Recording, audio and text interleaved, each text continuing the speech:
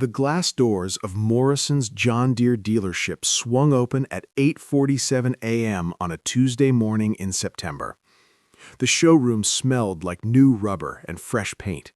Sunlight streamed through the tall windows, making the green metal of the tractors gleam like emeralds. A row of combines sat in perfect formation, price tags dangling from their mirrors. Everything was clean, everything was expensive, everything was designed to impress. And then he walked in. The old man moved slowly, his boots leaving faint, dusty prints on the polished floor. He wore faded denim overalls with a torn pocket, a flannel shirt that had seen better decades, and a John Deere cap so old the logo was barely visible. His face was weathered like dried leather, deep lines carved around his eyes from decades of squinting into the sun. His hands were thick, calloused, the hands of someone who'd worked every single day of his 70-something years. Behind the counter, Tyler Morrison looked up from his phone and barely suppressed a sigh. Tyler was 32, third-generation dealer, and he'd seen this type before. Old farmers who wandered in to look, to dream, to complain about prices, to tell stories about tractors they'd owned in 1987. They never bought anything. They just wasted time. The old man walked past a $450,000 combine without even glancing at it. He moved through the showroom like he was walking through a museum, unhurried, unbothered. His eyes swept across the machinery with the kind of calm assessment that comes from a lifetime of evaluating equipment. Tyler's sales manager, Derek, was already approaching. Derek was 45, sharp suit, sharper smile, and he had a sixth sense for separating tire kickers from real buyers. This old man registered as a 0 on his scale. "Morning," Derek said, his voice professionally friendly but lacking warmth. "Can I help you find something?" The old man stopped in front of a brand-new 8R410 tractor. He looked at it for a long moment, then turned to Derek. "I want to buy 100 John Deeres," he said. His voice was quiet, steady, with the kind of gravel that comes from not talking much. "Today." There was a beat of silence. Derek's smile froze on his face. Behind the counter, Tyler looked up, eyebrows raised. A mechanic walking through the back stopped mid-step. Then Derek laughed. It wasn't a polite chuckle. It was a full, genuine laugh, the kind that echoed through the showroom. Tyler joined in, shaking his head. Even the mechanic grinned. 100? Derek repeated, still smiling. "Sir, do you know how much one of these costs?" The old man didn't smile back. He just stood there, patient, waiting. "Each one of these 8R models runs about $430,000, Derek continued, his tone now patronizing, like he was explaining math to a child.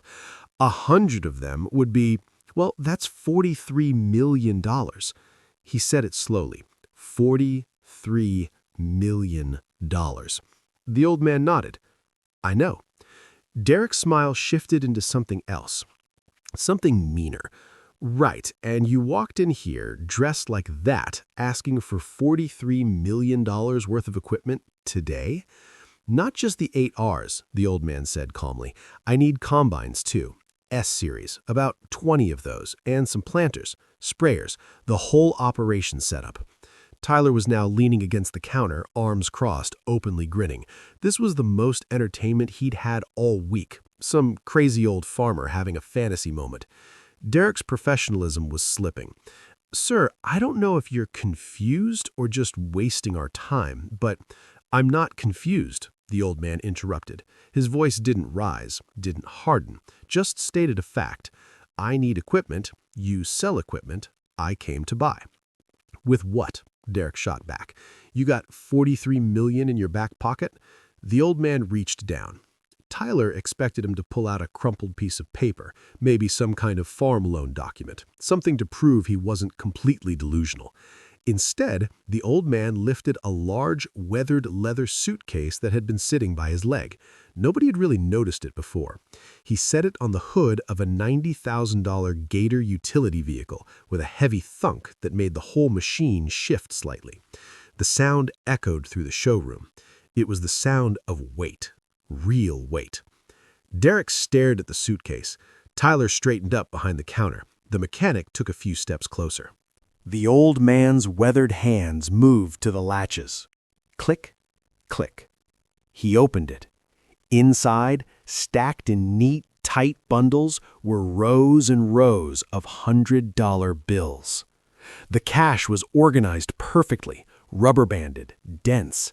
The suitcase was absolutely stuffed, packed so full the bills pressed against the leather sides. The smell of paper money, distinct, slightly metallic, drifted into the showroom's air-conditioned atmosphere. Nobody laughed now. Derek's face went pale, then flushed. His mouth opened, but nothing came out. Tyler actually stood up from his stool, leaning forward, eyes wide. The old man looked at Derek. "This is $2 million," he said quietly, "for the deposit. I got the rest in the truck." He said it like he was talking about spare parts. For the first time since the old man walked in, Derek seemed to really see him. Not the torn overalls, not the faded cap, not the dusty boots. He saw someone who just opened a suitcase containing more cash than most people see in a lifetime. Derek swallowed. "Sir, I apologize. You didn't think I was serious," the old man finished for him. No anger in his voice, no satisfaction, just fact. Most people don't. Tyler came out from behind the counter, his cocky grin completely gone, replaced by something between shock and embarrassment. The old man closed the suitcase with 2 sharp clicks. "So," he said, looking at Derek, "can we do business, or should I drive over to the Case IH dealer in Millbrook?" Derek's professionalism snapped back into place like a rubber band, but now it was genuine, urgent. No, sir, absolutely. We can handle this. Please, let's step into my office. Can I get you coffee? Water?" The old man shook his head. "Just need the equipment." As Derek ushered him toward the back office, practically tripping over himself now, Tyler caught the old man's eye for just a second. The old man's expression hadn't changed once, not when they laughed, not when they mocked him, not when their faces went white. He'd just waited. Like he'd been waiting his whole life for people to stop judging and start listening. The office door closed behind them. In the showroom, Tyler and the mechanic stood in silence, staring at the spot where the suitcase had been. "Holy shit," Tyler whispered. The mechanic just shook his head slowly. That laugh, Derek's loud, mocking laugh, was going to echo in this building for a long time. But now, it would sound different in memory. Now it would sound like shame. His name was Raymond Cole. Most people called him Ray, though not many people called him anything anymore. He didn't talk much, didn't go to town often, didn't attend the county fair or the harvest festivals or the community pancake breakfasts at the Lutheran church. He just farmed. He'd been farming the same land for 53 years. In 1971, at 22 years old, Ray bought 80 acres of scrubland outside Hickman County with money he'd saved from working 3 jobs since he was 14. The land was cheap because nobody wanted it. Too many rocks. Soil was tired. The old barn was half collapsed, and the farmhouse had a roof that leaked in 6 places. His father told him he was a fool. His brothers laughed and said he'd wasted his money. The banker who approved his small loan said, "Good luck, son," in a tone that meant, "You're gonna need it." Ray didn't argue with any of them. He just went to work. For the first 5 years, he lived in that leaking farmhouse with no heat except a wood stove and no company except a dog named Buck. He ate the same thing every day: eggs, bread, beans, because that's what he could afford. He wore the same 3 shirts until they were more patch than original fabric. Every morning, he was in the fields by 5 a.m. Every night, he came in after dark. He pulled rocks out of the soil by hand, thousands of them. He hauled them in a wheelbarrow and built stone walls along the property line, walls that still stand today. He fixed the barn himself, learning carpentry from a book he borrowed from the library. He nursed the tired soil back to life with crop rotation, cover crops, and a patience that most young men don't have. While his high school friends were buying new trucks and going to bars on Friday nights, Ray was spreading manure and studying seed catalogs. People thought he was odd. Ray didn't care what people thought. By 1976, his 80 acres were producing better yields than farms twice the size. By 1980, he'd paid off his loan completely and bought another 120 acres from a widow who was selling her late husband's property. By 1985, he owned 400 acres. By 1990, 800. He never bought anything he couldn't pay for in cash, never took another loan after that first one, never spent money on things that didn't help the farm grow. No fancy truck, no vacation, no restaurant meals. He just reinvested, quietly, consistently. While other farmers bought new equipment every few years to keep up appearances, Ray ran his old International Harvester tractors until they literally couldn't be fixed anymore. When he finally did buy new equipment, he bought it outright, negotiated hard, and maintained it so well it lasted twice as long as it should have. People in town knew Ray as that old hermit with the run-down equipment. They had no idea. By 2000, Ray owned 2,000 acres. By 2010, 4,000. By 2020, he'd quietly acquired 7,200 acres through a combination of purchases, leases, and partnership arrangements that nobody outside his lawyer's office knew about. He wasn't just a farmer anymore. He was one of the largest private landowners in 3 counties. But he still wore the same style of overalls, still drove a 1998 Ford F-250 with 200,000 miles on it, still lived in the same farmhouse, though he'd finally fixed the roof in 1983. His wealth was invisible.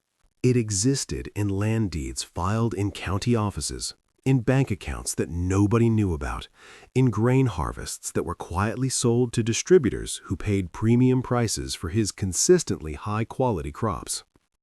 Ray had never married, never had children. He'd been engaged once, in 1974, to a schoolteacher named Sarah Mitchell. She was kind and patient and said she didn't mind the hard life of a farm wife. But after 2 years of engagement, she'd sat him down at the kitchen table and said, "Ray, I love you, but I can't marry a man who loves his land more than he'll ever love me." She wasn't angry when she said it, just sad, just honest. Ray didn't argue because he knew she was right. She moved to Indianapolis, married a dentist, and from what Ray heard, she was happy. Ray went back to work. Over the decades, a few people tried to get close to him. Neighbors invited him to dinners. Women at church smiled at him hopefully. His brother's kids came around sometimes, especially when they needed money, which Ray gave them without lecture or conditions. But Ray remained alone. Not lonely, there's a difference. He had his land, his routines, his quiet satisfaction in watching things grow. Every morning at 5 a.m., he walked the fence line of whatever section he was working. He knew every acre personally. He could tell you which field was planted in 1979 and which one needed better drainage. He remembered the year the drought almost broke him, and the year the harvest was so good he actually smiled. He remembered everything. The land was his journal, his legacy, his life's work. And now, at 75 years old, Ray had decided it was time to expand the operation into something that could outlast him. He'd spent the last 6 months planning it, working with an accountant and a lawyer he'd driven 2 counties over to hire because he didn't want local gossip. He'd liquidated some investments, consolidated cash, prepared for the largest single purchase he'd ever made. He needed a fleet, a real fleet. Equipment that could work his 7,200 acres efficiently and still have capacity to lease out to neighboring farms. Equipment that would establish Cole farming as a legitimate agricultural operation, not just one old man with a few fields. He'd chosen Morrison's dealership because it was the biggest in the region and because he'd heard Derek Morrison was supposed to be one of the best salesmen in the state. Ray had expected professionalism. Instead, he got laughter. But that was fine. Ray had been underestimated his entire life. He was used to it. What people didn't understand, what they never understood, was that Ray didn't care about being respected or recognized. He cared about getting the work done. And today, the work was buying 100 John Deeres. In the showroom, while Derek scrambled to pull up inventory lists and Tyler frantically called the regional sales manager, Ray sat in the office chair and looked out the window at the lot full of green equipment. His face was calm. His hands, those thick, calloused hands that had pulled 10,000 rocks from the soil, rested quietly in his lap. He'd waited 53 years for this moment. He could wait a few more minutes while they figured out how to take his money. Outside, a few more employees had gathered in the showroom, whispering, staring at the closed office door. Inside, Derek was sweating through his dress shirt, trying to sound confident while his voice shook, and Ray just sat there, patient, like always. Derek's hands trembled slightly as he typed on his computer. He'd been selling John Deere equipment for 18 years. He'd closed deals worth hundreds of thousands. Once, he'd sold a full precision agriculture package to a corporate farm for $2.3 million. But he'd never seen anything like this. "So," Derek said, trying to keep his voice steady, "you mentioned 100 tractors, 20 combines, and support equipment. Can you be more specific about what you need?" Ray pulled a folded piece of paper from his shirt pocket. It was notebook paper, the kind with blue lines, and it had been folded and unfolded so many times the creases were starting to tear. He unfolded it carefully and slid it across the desk. Derek picked it up. His eyes widened. It wasn't a rough wish list. It was a detailed equipment manifest, written in neat, precise handwriting. Every model number was correct. Every specification was accurate. The list included 60 John Deere 8R 410 tractors, 25 John Deere 6M series tractors for lighter work, 15 John Deere 9RX tracked tractors for heavy tillage, 20 S-Series combines, S790 models, 12 R4045 sprayers, plus attachments, precision ag systems, maintenance packages, and extended warranties on everything. At the bottom of the page, in that same careful handwriting, was a total: $67,400,000. Derek set the paper down like it might catch fire. $67 million, he said quietly. "Plus tax," Ray added. Derek looked at the old man, really looked at him. The torn pocket on his overalls, the flannel shirt with a button missing, the cap with the faded logo. "Mr. Cole," Derek said slowly, this is the largest private farm equipment purchase I've ever seen, the largest anyone in this region has ever seen." Ray nodded. "Figured it might be." "Sir, I have to ask," hesitated, how did you—" "I saved," Ray said simply. "You saved $67 million. Plus tax," Ray repeated. "And I didn't save it. I earned it. There's a difference." Through the office window, Tyler was pacing back and forth, phone pressed to his ear. More employees had gathered. Someone had apparently called the owner, Derek's father, because an older man in a John Deere polo shirt had just rushed in from the back lot, looking frantic. Derek took a breath. "Mr. Cole, I need to be honest with you. We don't have this much equipment on site. We don't have this much equipment in the entire state. We'd have to coordinate with John Deere corporate, pull inventory from multiple distribution centers, possibly even—" "How long?" Ray interrupted. "I'm sorry? How long will it take to get everything here?" Derek calculated in his head. "For an order this size, we'd need to coordinate manufacturing schedules, shipping logistics, probably 6 to 8 months, maybe longer." "Too long," Ray said. "I need it in 3 months. Harvest is done, ground's going to freeze. I need everything delivered and ready by late December so my crews can start training on it in January." "Mr. Cole, I don't think—" "Can you do it or not?" Ray's voice hadn't changed, still calm, still quiet, but there was steel underneath now. "Because if you can't, I'll call Steinberg Tractor in Des Moines. They told me they could make it happen."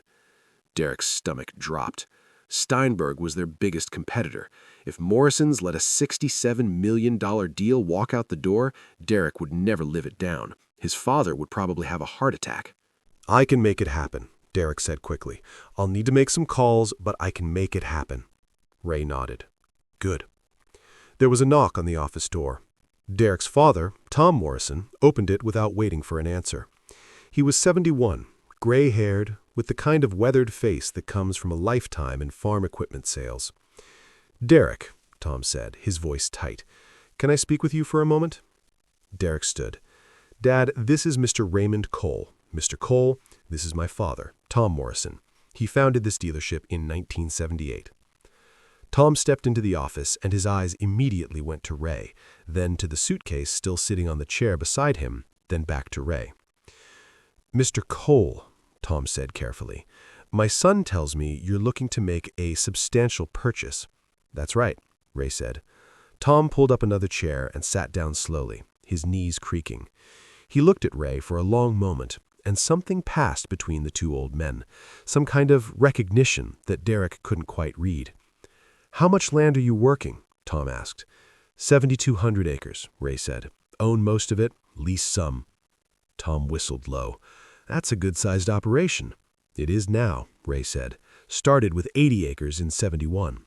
Tom's eyebrows ran up. "You've been farming 53 years?" "Every day," Ray confirmed.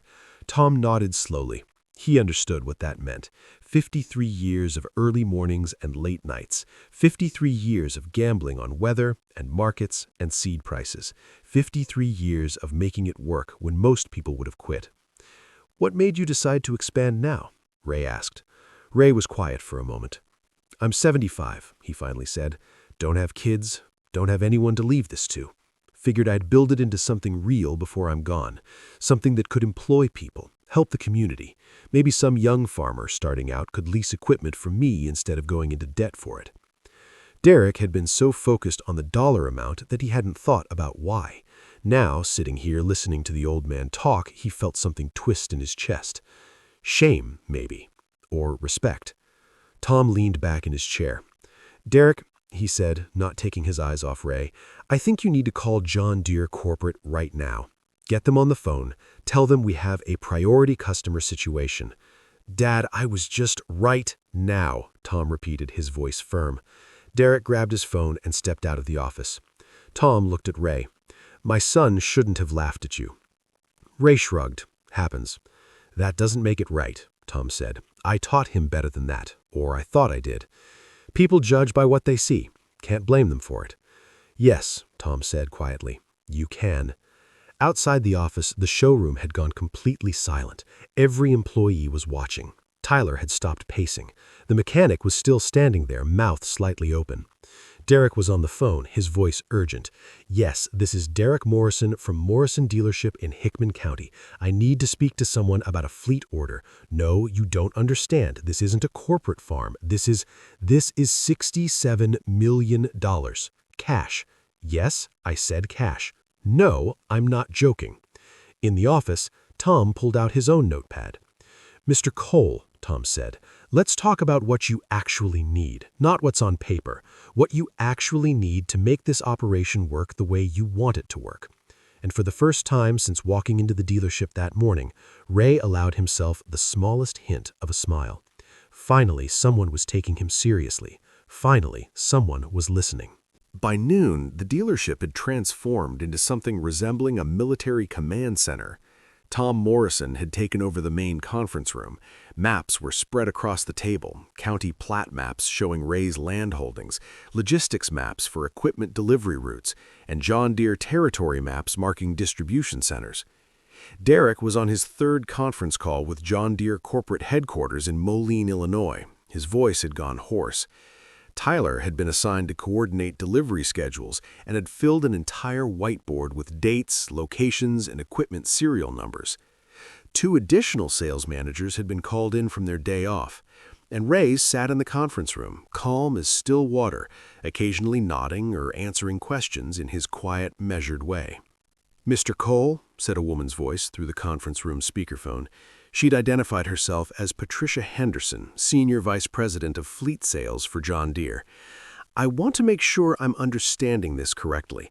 You're requesting delivery of this entire fleet within 90 days? "That's right," Ray said. "And you're aware that for an order of this magnitude, we typically require a 30% deposit with the balance financed through John Deere Financial?" "I'm aware," Ray said, "but I don't finance. I pay cash." There was a pause on the other end of the line. "Mr. Cole," Patricia said carefully, "when you say cash, do you mean a wire transfer, certified check, or—" "I mean cash," Ray interrupted. "Paper money. I've got it outside in my truck." Another pause, longer this time. "Sir, are you telling me you have $67 million in your truck?" "Closer to 72 million, Ray corrected. "Wanted to make sure I had enough for tax and any extras." Through the speakerphone came a sound that might have been Patricia Henderson choking on her coffee. Tom Morrison, sitting across from Ray, had his hand over his mouth. His eyes were watering. Whether from shock or suppressed laughter, it was hard to tell. Derek just stared at Ray like he'd announced he'd flown to the dealership on a dragon. "Mr. Cole," Patricia said, her professional composure cracking slightly, That's not standard procedure. That's not any procedure. We don't have protocols for—" "Ma'am," Tom Morrison interrupted, leaning toward the speakerphone. "This is Tom Morrison, owner of this dealership. I'm looking at Mr. Cole right now, and I believe him. If he says he's got the money, he's got the money." "Tom, I'm not questioning his integrity," Patricia said quickly. "I'm questioning the logistics. Where does someone even keep $72 million in cash? How do we count it? How do we verify it? How do we transport it? Banks have insurance requirements, armored car services, federal reporting requirements for transactions over $10,000. "I've got documentation," Ray said. He pulled another folded paper from his pocket. "Withdrawal records from 3 different banks over the past 6 months. All reported to the IRS, all legal, all declared." He slid the papers across to Tom, who scanned them quickly. "Patricia," Tom said, reading, "he's got withdrawal confirmations here from First National, Midwest Savings, and Community Trust. Everything's documented. This is all above board." A new voice came through the speakerphone, male, deeper, with an edge of authority. "Mr. Cole, this is James Brennan, John Deere's Chief Financial Officer. I've been listening to this conversation, and I have to ask, why cash? Why not a simple wire transfer? It would be easier for everyone involved." Ray was quiet for a moment. Then he said, "My father was a coal miner, worked 37 years underground. Every 2 weeks, the company would pay him with a check, and every 2 weeks he'd have to drive 30 miles to the company bank to cash it, and they'd charge him a fee to access his own money. Sometimes, if the mine was having trouble, those checks would bounce. He'd work 2 weeks in the dark, breathing coal dust, and come home with nothing." The room was completely silent. "When I was 14, Ray continued, his voice steady, "my father came home from the mine, sat at the kitchen table, and told us the company had declared bankruptcy. Said they'd pay everyone what they were owed, eventually. He died 6 years later from black lung. Never saw a penny of that money." Ray looked down at his weathered hands. "I don't trust paper that promises money," he said quietly. "I trust money, real money. Money I can see and hold and count. So I keep cash. I do business in cash. Always have." Nobody spoke for a long moment. Finally, James Brennan's voice came through the speaker, softer now. "Mr. Cole, I understand, and I respect that. Give us 2 hours. We'll figure this out." The call ended. Tom Morrison stood up slowly. "Mr. Cole, would you mind showing me this truck of yours?" Ray nodded and stood. They walked through the showroom, which went silent as they passed, and out into the parking lot. The September sun was warm, and a light breeze carried the smell of cut grass from the field across the road. Ray's truck was parked at the far end of the lot. It was, as Derek had noted, a 1998 F-250, dark green, faded in patches. One headlight was cracked. The tailgate had a dent. The license plate was bent. It looked like every other old farm truck in the county. Ray unlocked the camper shell on the back and swung it open. Tom Morrison stopped breathing. The truck bed was filled with suitcases.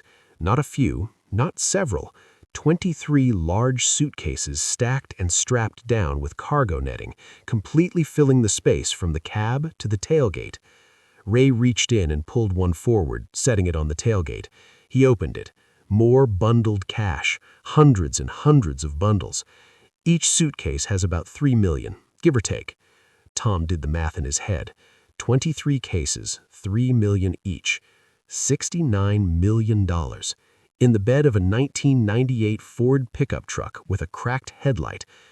"Mr. Cole," Tom said quietly, "you drove here with this?"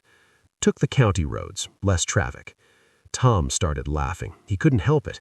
It wasn't mockery. It was pure, astonished disbelief at the absurdity and the boldness and the simple, perfect confidence of it all. Ray allowed himself a small smile.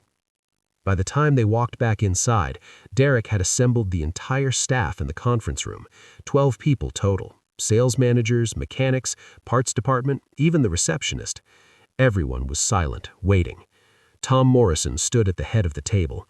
"All right, everyone, listen up. What I'm about to tell you doesn't leave this building. Not today, not tomorrow, not when you're having beers with your buddies next weekend. Understood?" Everyone nodded. "Mr. Raymond Cole has just placed the largest single equipment order in this dealership's 46-year history. Largest order I've ever heard of in this industry, period. And he's paying cash, real cash. It's in his truck outside right now." Tyler's jaw actually dropped open. One of the mechanics whispered, "Holy shit." "Derek," Tom said, turning to his son, "you laughed at this man when he walked in this morning." Derek's face went red. "Dad, He knows," Tom said, not unkindly, "and you're going to remember that laugh for the rest of your life.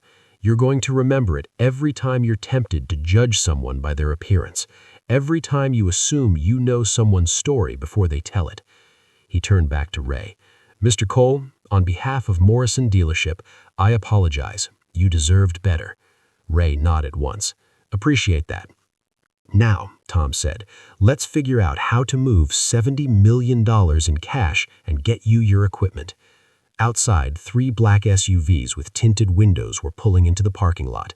John Deere Corporate wasn't wasting any time. The 3 black SUVs parked in a line near the entrance. 6 people emerged.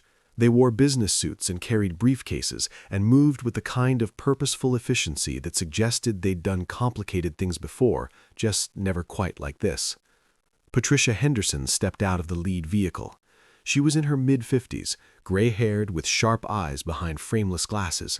She'd been with John Deere for 28 years and had coordinated fleet sales to corporate farms, mining operations, and municipal governments across 4 continents. She had never, in all those years, done a cash deal for $70 million with a single farmer in torn overalls. Tom Morrison met her at the door. "Miss Henderson, thank you for coming on such short notice." "Mr. Morrison," she said, shaking his hand firmly, "when someone claims to have $70 million in cash, we respond quickly. Where's Mr. Cole?" "Conference room," Tom said. "And, Miss Henderson, he's not exaggerating. I've seen it." Patricia's eyebrows rose slightly. "Then let's not waste time." They'd brought equipment, professional currency counters, the kind banks use, capable of processing thousands of bills per minute, a mobile notary, a contracts attorney, 2 security personnel who positioned themselves strategically but discreetly. And they'd brought something else, respect. Whatever skepticism they might have had during the phone call had been replaced by careful professionalism.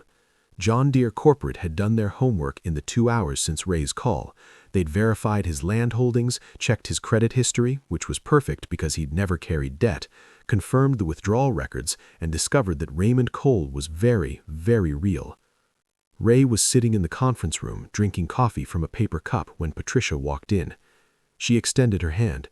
"Mr. Cole, I'm Patricia Henderson. It's an honor to meet you." Ray stood and shook her hand. His grip was firm, his palms calloused. "Ma'am." "Mr. Cole," Patricia said, sitting down across from him, "I've been in this business for almost 3 decades, and I've never met anyone quite like you. Before we proceed, I want to make sure we're doing this right. This is your money, your deal, your terms. How do you want to handle this?" Ray appreciated that. No assumptions, no taking control, just asking. "I'd like to count it together," Ray said. "Make sure we both know what's what. Then I'd like to sign whatever needs signing and get a timeline for delivery. That work for you?" "That works perfectly," Patricia said. They set up a counting station in the dealership's largest bay, normally used for servicing combines. The overhead doors were closed. Security personnel stationed themselves at both entrances. The currency counting machines were arranged on a long table plugged into heavy-duty power strips. Ray backed his truck into the bay. When he opened the camper shell and the John Deere team saw the 23 suitcases packed into the truck bed, one of the financial analysts actually laughed. Not mockery, just pure, astonished respect.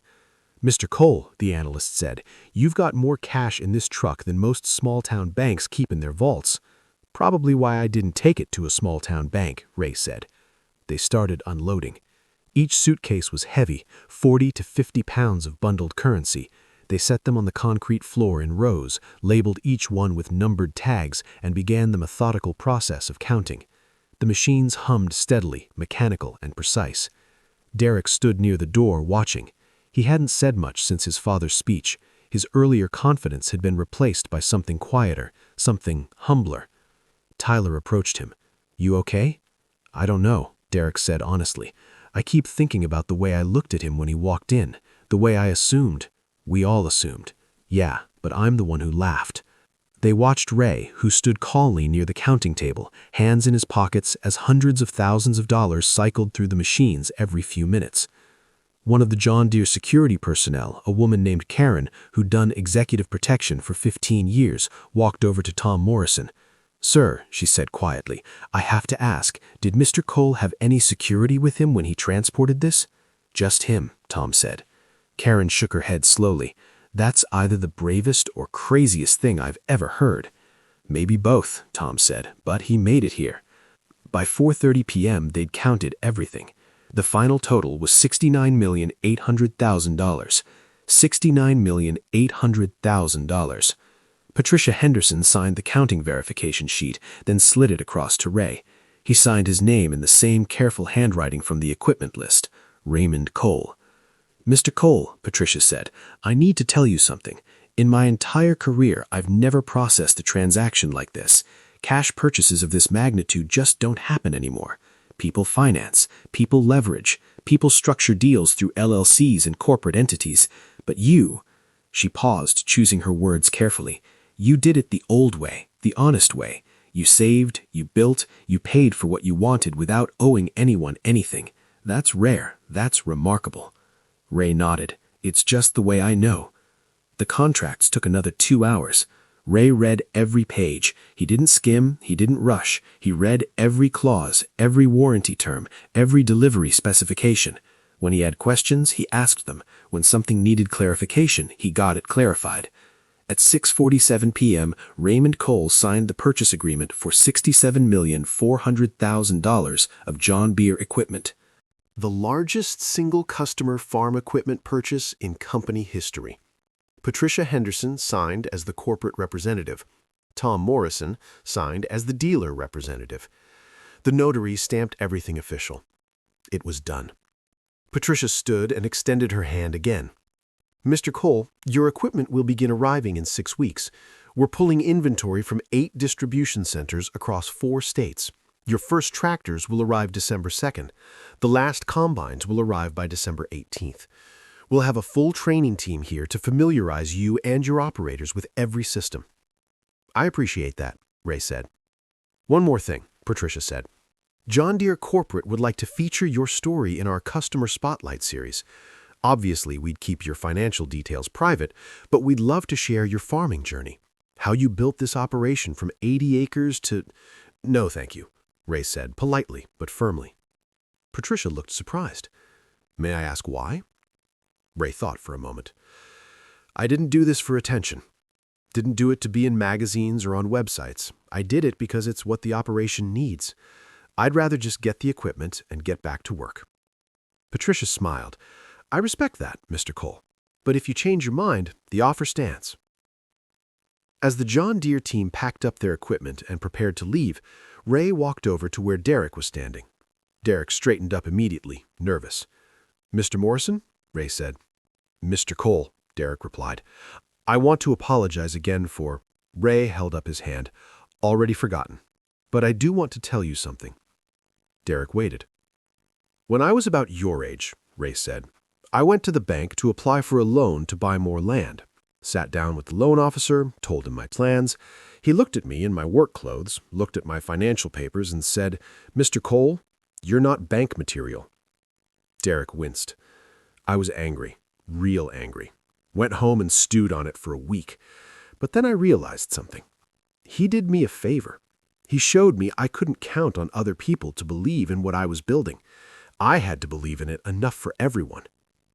Ray looked directly at Derek. "So don't beat yourself up too hard. Just remember the lesson. People aren't always what they look like. Success doesn't always dress fancy, and sometimes the quietest people in the room are the ones who've worked the hardest." Derek nodded slowly. "I'll remember, sir, I promise." Ray shook his hand and walked toward his truck. Tom Morrison walked him out. "Mr. Cole, can I ask you something personal?" "Go ahead." "What are you going to do now? You just spent $70 million. You've got the biggest farm operation in 3 counties. What's next?" Ray looked out across the parking lot, toward the road that led back to his land.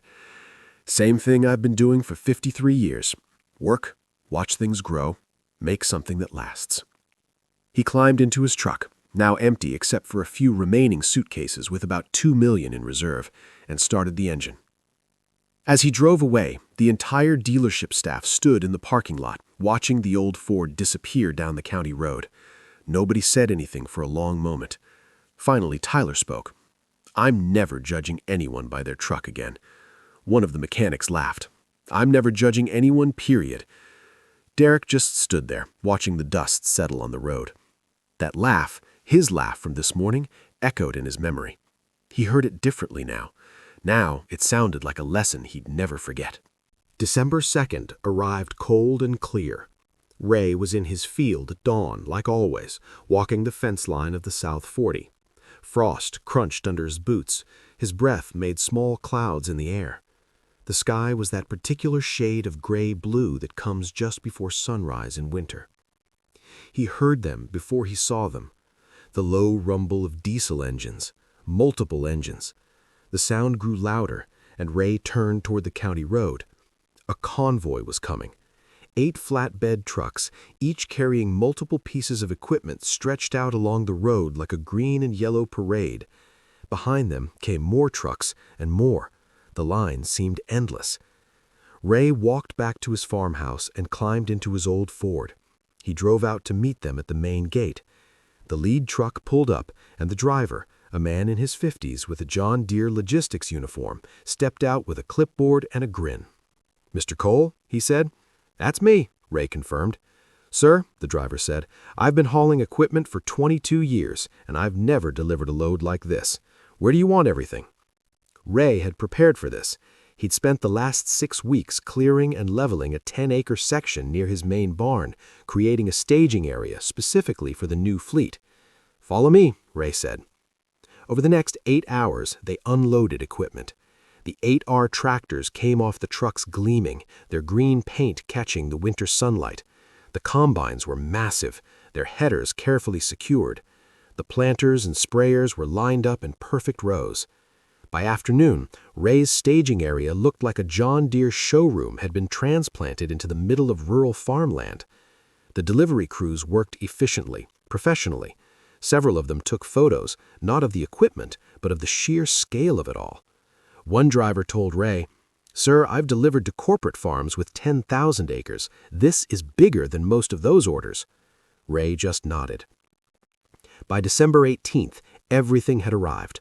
130 pieces of equipment, $67,400,000 worth of machinery, all sitting on Cole land.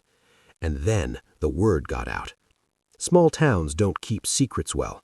Someone's cousin worked at the dealership, someone else saw the convoy of trucks, a parts supplier mentioned something to a farmer at the co-op.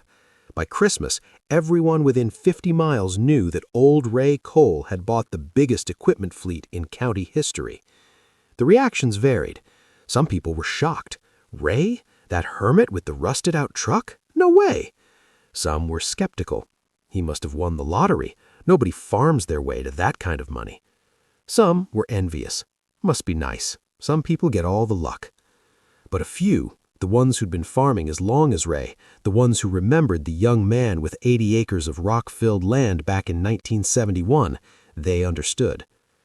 Bill Henderson, who farmed the property adjacent to Ray's, drove over on a Sunday afternoon in January.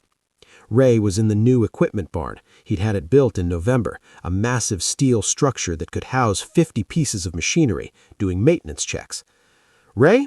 Bill called out, walking into the barn. Ray looked up from the tractor he was inspecting. "Bill!" Bill walked slowly through the rows of green equipment, shaking his head. "I heard the rumors. Didn't believe them. Had to see it myself." "It's real," Ray said simply. Bill stopped in front of one of the 8R tractors. He reached out and touched the metal almost reverently. "You know what they're saying in town?" "Don't much care," Ray said. "They're saying you got lucky, that you must have won the lottery or hit some investment big." Ray wiped his hands on a rag. "Let them say what they want." "But you didn't, did you?" Bill said, turning to face him. "You did this the hard way. 53 years of the hard way." Ray was quiet. "I remember 1971. I remember when you bought that first 80 acres. My dad said you were a fool, said that land wasn't worth what you paid for it. A lot of people said that," Ray said. "And I remember seeing you out there every single day, pulling rocks, fixing that barn, working until dark, then working after dark with a headlamp. We all thought you were crazy." Ray allowed himself a small smile. "Maybe I was." "No," Bill said firmly. "You were just patient. You saw something nobody else saw. You believed in it when nobody else did, and you worked for it when everyone else was at the bar complaining about grain prices." He looked around at the equipment again.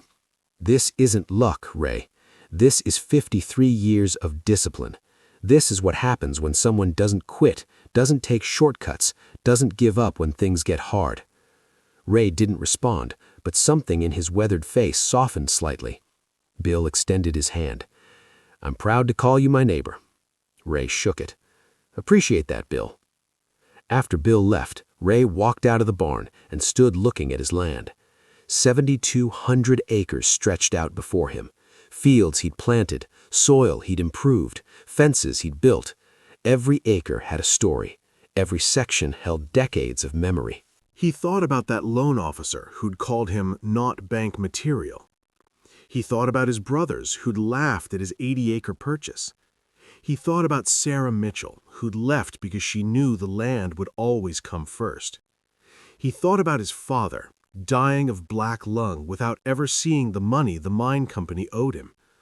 All of it, every judgment, every setback, every lonely night in that leaking farmhouse, every dawn in the fields had led here, to this moment, to this fleet, to this legacy. Ray wasn't a religious man, but standing there in the January cold, looking at what he'd built, he felt something close to prayer. Gratitude, maybe, or peace, or the quiet satisfaction that comes from finishing something you started 53 years ago. The equipment would employ people. Young farmers could lease it at fair rates instead of going into crippling debt. The operation would continue long after Ray was gone, helping the community he'd lived in all his life. That mattered more than the money. That mattered more than anything. 3 days later, Ray was in town buying fence supplies at the hardware store.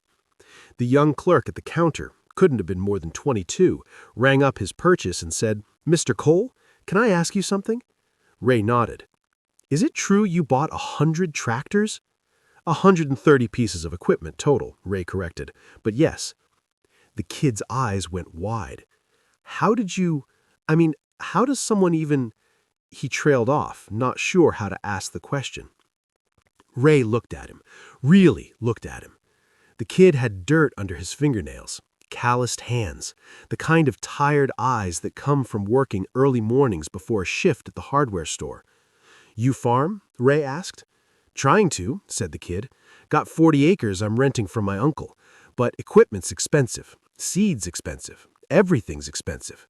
Sometimes I wonder if it's even worth it." Ray was quiet for a moment. Then he said, "In 1971, I bought 80 acres with every dollar I had. People said I was crazy. Maybe I was. But I believed in the land more than I believed in what people thought. And I worked it every single day. Not because I knew it would turn into this, but because it was what I loved." He picked up his bag of fence supplies. You keep working those 40 acres. Work them like they're 4,000. Work them like they matter, because they do. And 20 years from now, when people ask how you did it, you'll tell them the same thing I'm telling you, one day at a time. The kid nodded slowly, something changing in his eyes. Ray walked out of the hardware store, climbed into his old Ford with the cracked headlight and 200,000 miles, and drove home. Behind him, the kid stood at the counter thinking. Some lessons can't be taught. They can only be lived. And some men don't get rich loudly. They do it quietly, patiently, 1 acre at a time. Until one day, 53 years later, they walk into a John Deere dealership and prove that success doesn't care what you're wearing. It only cares what you've built.